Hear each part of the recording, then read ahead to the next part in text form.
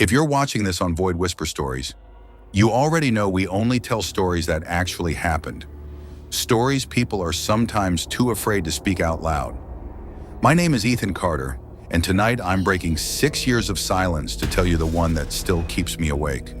Close your eyes for a second and picture this. It's 3:33 a.m. Your house is dead quiet. Then, 3 slow knocks on the front door. You check your phone. Nothing. The knocks come again. Exactly the same. And a voice you haven't heard in years whispers your name from the other side. Welcome to Void Whisper Stories. This is the true story of the 7 nights that almost cost me my soul, and the one decision that gave me my life back. Let's go back to October 2019. I was 29, freshly divorced, and running from every mirror that showed me who I'd become. My wife Sarah had walked out 8 months earlier, saying I was already a ghost. She wasn't wrong. So I did what broken men do. I bought the cheapest, creepiest house I could find, a 1901 Victorian on the edge of Blackwood Forest in northern Maine. Locals called it the widow's house. I didn't care about old ghost stories. I should have. The first few weeks were too quiet, the kind of quiet that makes your thoughts scream. Then at exactly 3:33 a.m., the knocking started. 3 knocks, every single night. Cameras caught the sound but never the person. By night 5, I was a wreck, shaking, crying, seeing shadows that moved wrong. Then night 6 brought a Polaroid on the welcome mat, Sarah and me on our wedding day, with the words, "She's waiting where you left her," scrawled in red. Because 1 year earlier, exactly, Sarah had begged me to drive up to the old fire lookout tower with her. I was tired. I said no. She went alone. They found her car at the bottom of the ravine the next morning. That guilt was the blade I slept with every night.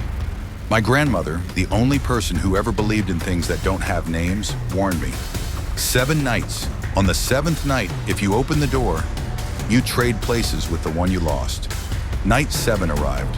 October 31st, 1 year to the day after Sarah died. 3:33 a.m.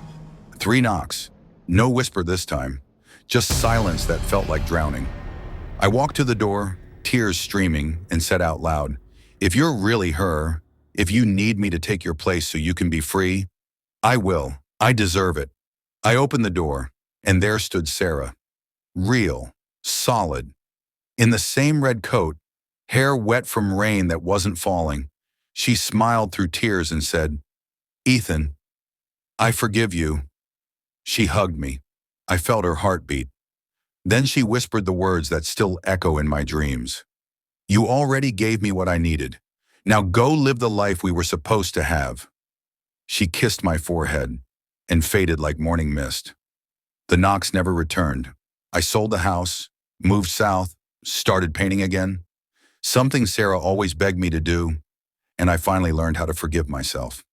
If this story hits you in the chest the way it still hits me, if it made you think of someone you need to forgive or ask forgiveness from, please do one thing right now. Hit that subscribe button on Void Whisper Stories and turn on the bell. Every week I share real stories from real people, stories the internet tries to bury, stories that remind us we're never as alone in the dark as we think. Your subscription keeps these voices alive. Welcome to the Void Whisper Stories family. I kept one thing from that house. The final Polaroid that appeared the morning after night 7, it's Sarah and me on our wedding day. But standing behind us, barely visible, is an old woman in 1900s clothes, smiling and nodding. I think it's Eliza Gray, the original widow, finally at peace because someone finished what she started a century ago.